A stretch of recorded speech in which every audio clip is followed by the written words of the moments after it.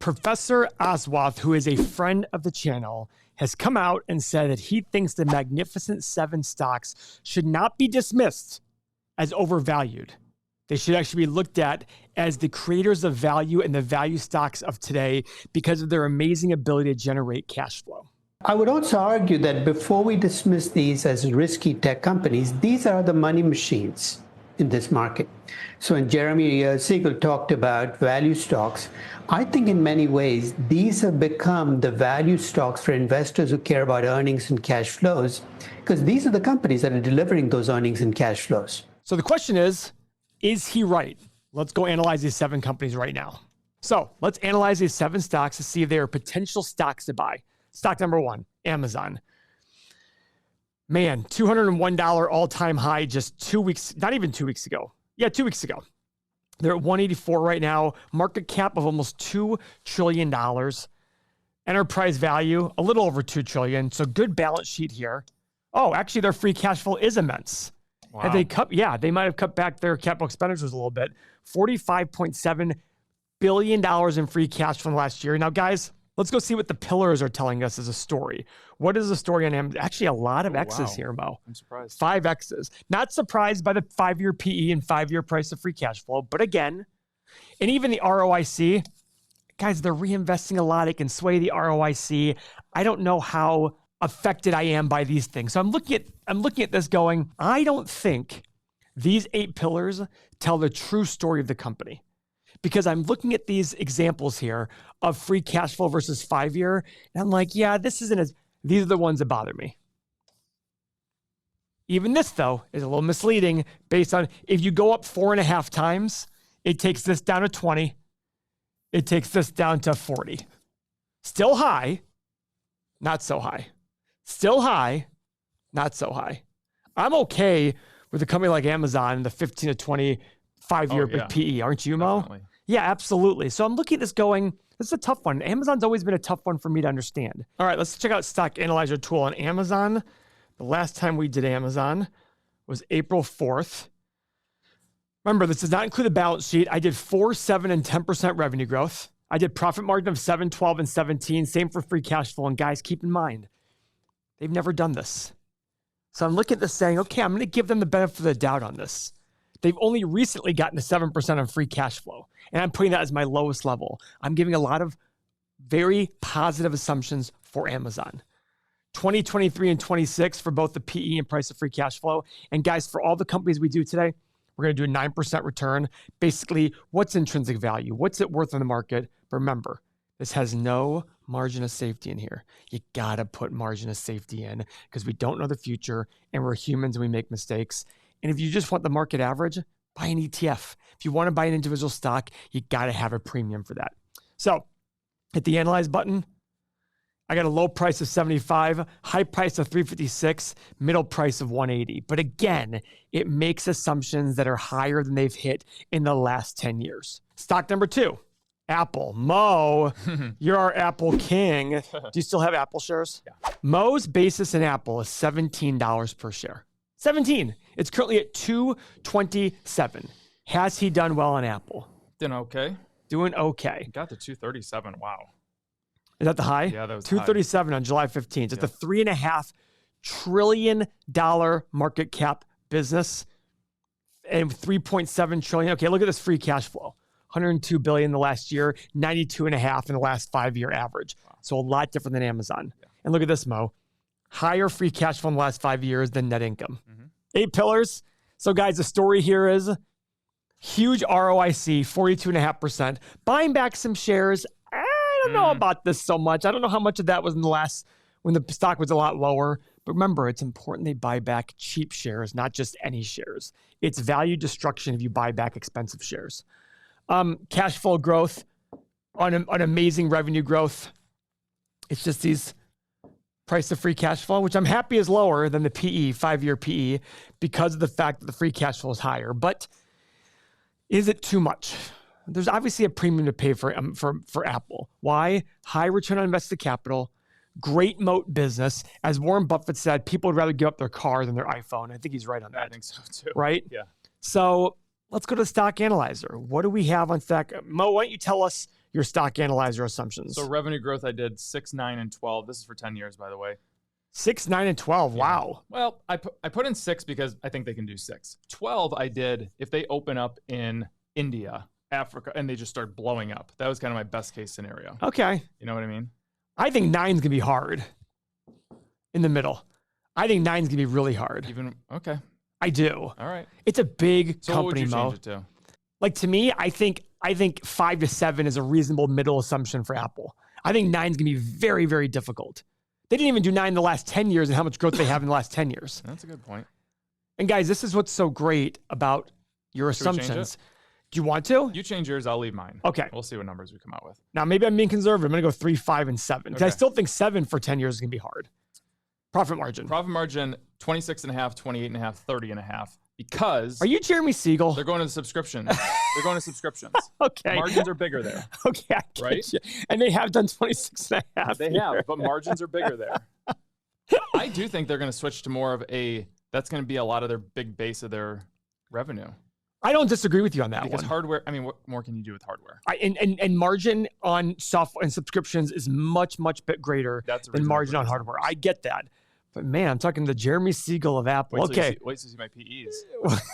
Is it 85? Okay, what do you have for the free cash flow? You do the same thing? numbers, yeah. All right, so I'm going to adjust mine because I don't think I'm going to adjust mine. Should I? Yeah, I'm going to keep mine the same. What's your PE?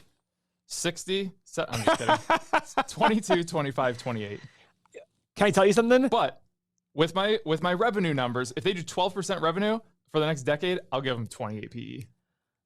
I don't disagree with you. Like, to me, this is where the hard part of it. It's this qualitative approach. What premium are you willing to pay for Apple? And Mo is saying he's willing to pay a premium higher than mine. I don't think Mo is wrong. I don't think I'm wrong. I know that sounds crazy to say, but this is what makes investing an art. We don't know the right PE. So what'd you put for your desired return? 9%? 9%. And I did 19, 22, and 26. All right, Mr. Siegel, what are your values for Apple? 160 low, 239 middle, 355 high. I have 90 to 100 on the low side, 200 to 215 on the high side, 135 to 150 in the middle. Got my watch list at 180. Stock number 3, which is a stock that Mo did buy at the right time, and I sold puts and didn't quite get it. Google, the googly moogly. It's at 183 per share. I think Mo bought it 140. Yeah, 135, 140, something like that. Its all-time high is 193 just 2 weeks ago. I mean, this thing is crushing it. Now, I will say their net income 5 year and 1 year is higher than their free cash in the last 5 or 1 years. A growing return on invested capital, 14.9% in the last 5 years, 16.5% in the last year. Their 8-pillar story, very similar to Amazon. I'm sorry, to Apple. Yeah. Not buying back as many shares, which I'm kind of happy about, but major growth in free cash flow, net income, revenue. Actually, the same revenue growth in the last 5 years, I think, than Apple. It's just, is it expensive? That's the question. Is it expensive? Now, Google owns the top 2 search engines in the world, Google.com, and the very channel you're on right now, YouTube. They have a dominant hold on this market. That's how you stay around for a very long period of time. Stock analyzer tool. All right, let's see Mo. Let's see Permabull Mo. So I did 6, 9, and 12. What'd you do, Mo, for revenue growth? 7, 10, 13. Okay. Profit margin, I did 22, 24, and 26. What'd you do? 23, 26, 29. Okay. PE, I did 20, 23, 26. I did 22, 24, and 26. And desired return 9%. Mo had higher assumptions on everything across the board. So his obviously price is going to be higher. Hit the analyze button. I have a low price of 120, high price of 275, a middle price of 182. And it keeps getting better and better on this company. So am I not being ballsy enough? What are your numbers, Mo? 140 on the low, 220 in the middle, 341 on the high. 341 on the high. Yeah. Holy cow. Yeah. Now, guys, as I say, it's really important that you're able to put your assumptions in and have the conversations in the community that help you out that. But you've probably noticed that we are limiting the daily spots for joining Everything Money community in the software. And the reason for that is because the software as it exists today includes everything we have to offer for stocks, retirement, and real estate. All of these tools. Now, behind the scenes, we are making changes so in the near future, that current offer involving all of this will be going away. As we've been getting feedback from our community members, people have expressed that they want us to focus on specific aspects of the Everything Money tools that apply to them at that moment in time. They don't want to have too many options when they're using the software. They don't want us to be the Cheesecake Factory of software, and neither do we. So if you've been watching our channel for a while, you'll obviously remember that I built this software selfishly for myself and my team so that we could use it to constantly make better decisions for stocks, retirement, and real estate. But the channel has been so successful and has grown so much, and our community has grown so much that it's becoming less about me and more about how I can better serve you and the community members. Now, the good news is those changes have not been made yet. So if you join today at the link in the description below, you will be grandfathered in for life with all the tools. All of these tools will be given to you for life, even when we make the changes in the future. So do yourself a favor, make the best decision you're going to make by signing up today before we make these changes, and you can keep all these tools. It'll be the best decision you've made all year. Stock number 4, Meta. Stock is up a lot today, up $12, 2.5%, all-time high, $542 on July 8th. This is a company that was selling for $88 20 months ago, not even. Yeah. Incredible. Great balance sheet, $1.28 trillion market cap, $1.3 trillion enterprise value. That's $20 billion in debt, and they made $50 billion in free cash flow last year. Their balance sheet is incredible. Guys, Meta has WhatsApp, Instagram, Facebook. They have 3.5 billion people using their services every single month. So let's look at our stock analyzer tool for Meta. By the way, keep in mind, go watch our Meta videos back in late 2022 when the stock was absolute low. People were saying, oh, Meta's dead. Zuckerberg's an idiot. We got to get rid of him. Now he's a genius again, and they're listening to him about presidential elections, etc. Wherever the stock goes, the news will be the one reported that justifies that stock movement. So if the stock's up, the news is all going to be about why the stock should be up. If the stock's down, here's why the stock should be down. Your job as an investor is to isolate that, take that away. So, Mo, what were your assumptions on revenue growth for Meta? 8, 12, and 16. How are they going to do 12% revenue growth in the middle? I think you're forgetting about expanding to other parts of the world that I'm don't not even have computers. Listen, the great thing about Meta, they get Meta and Google both. Their revenue per user outside of the US is a fraction of the US. I get that. But 12% revenue growth. 12%. Yeah, why not? Could happen.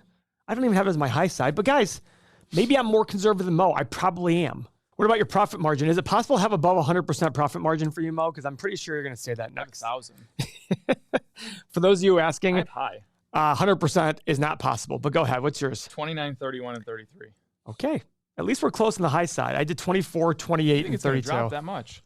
I don't think it's, well, I haven't done this in a while. Okay. So maybe I am, okay, maybe I have to adjust these. I will give that valid point. So let's go 27, 31, and 34. Let's do that. What'd your PE come in at? 20, 23, and 26. I did 18, 21, and 24, but you're probably right, Mo. Okay. 20, 23, and 26. They look at this company going, there's no way this company, and 9% annualized return. Holy moly. 280 on the low side, 700 on the high side, 460 in the middle. I'm 423 low, 682 mid, 1,100 high. I'm going to change my my value to 375, my watch list. Stock number 5. This, to me, is the hardest one out of all the Magnificent Seven. Tesla. Even harder than Nvidia, which we will get to in a couple of companies. Tesla.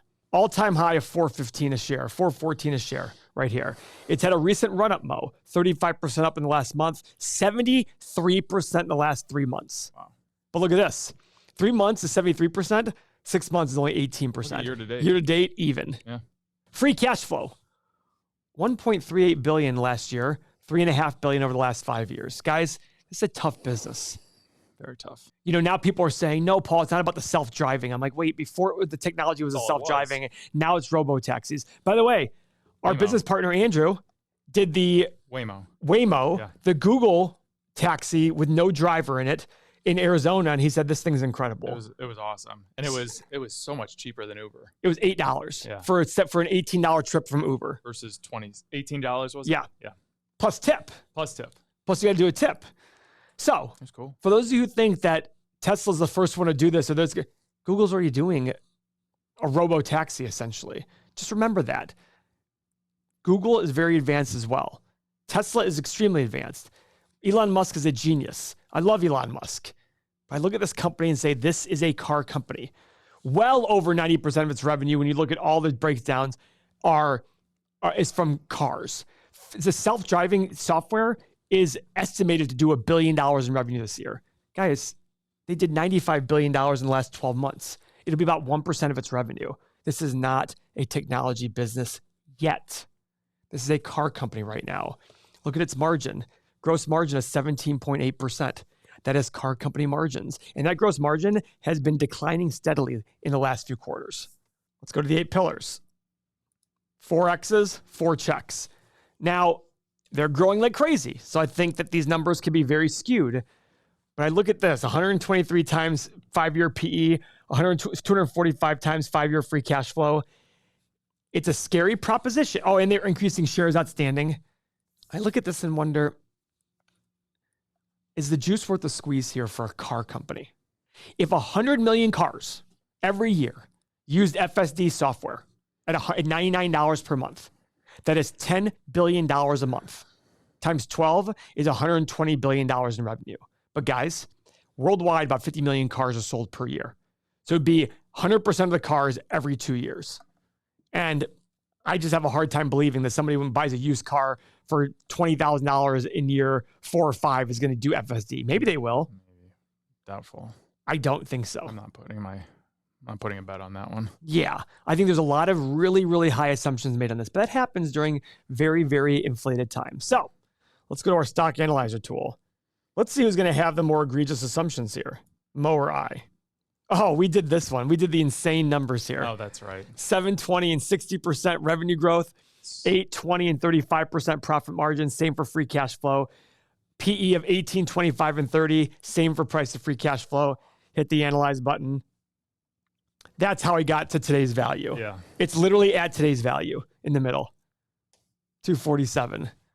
I mean, the assumption is to be 20% revenue growth at really, really high margins of 20% to be able to justify today's price. 20% revenue growth for the next 10 years, plus 20% margins on the bottom line, which they've never done. They don't even have that in gross margin right now. I think that 414 price, listen, we don't know what's going to happen in the future. They could have another run up of another 70, 80% and crush that number. I wouldn't be surprised if we looked 10 years down the road and the stock never reached that 414 price again for the next 10 years. It's happened many times in the past to amazing companies that have done better. From 414 to now, revenue has doubled in the company. Profit's gone up, and yet the stock is lower. Yep. And it dropped to 100 at one point. It dropped to 103, I think, or something like that. Stock number 6, Nvidia. So this company's killing it. Look at this, Mo. Up 55% in the last 3 months. Up 106% in the last 6 months. Up 155% year to date. Up 175% in the last 1 year. Up 2,800% in the last 5 years. Yeah. That's incredible. Great balance sheet. I don't even know why they pay that dividend anymore. Free cash flow of $39 billion last year. Oh my God, this company. I'm going to look at their free cash flow from a quarterly perspective. Look at this, Mo. Negative 138, 1.75, 2.66, 6.06, 7.05, 11.25, and then $15 billion in free cash flow. $15 billion in free cash flow. This is a company that has more free cash flow now than they even almost more free cash flow in the last quarter than they even brought in revenue just 3 years ago. 3.5 years ago, they did $17 billion in the entire year. And they just did $15 billion in free cash flow in the last quarter. The question is this sustainable? Is this permanent? Are there going to be new people adjusting the market that'll take market share away from Nvidia? I don't know.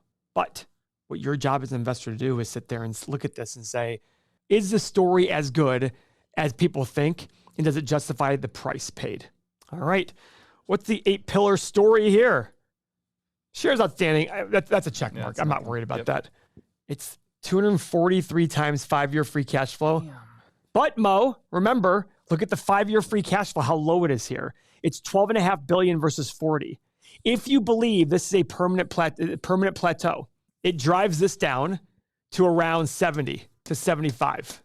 Is that reasonable? 70 times 5-year free cash flow. Well, if you're Meet Kevin talking about Tesla a few years ago, Then it is. yeah, and look what happened with Tesla. At some point, the market's going to tell you you're overpriced. We just don't know when. But when it does happen, value matters, and value matters with a vengeance, and it can get ugly. So, Mo, I see that huff and puff about the Nvidia, and I think we made similar assumptions to Nvidia that we made to Tesla to make these egregious revenue growth. I did 10, 20, and 30% revenue growth. What'd you do? I did 12, 16, and 20. I think we were trying to show. I think we were. Yep. We were trying to show these big numbers and say, does it justify? Profit margin, 30, 40, 50. Same with free cash flow. What'd you do?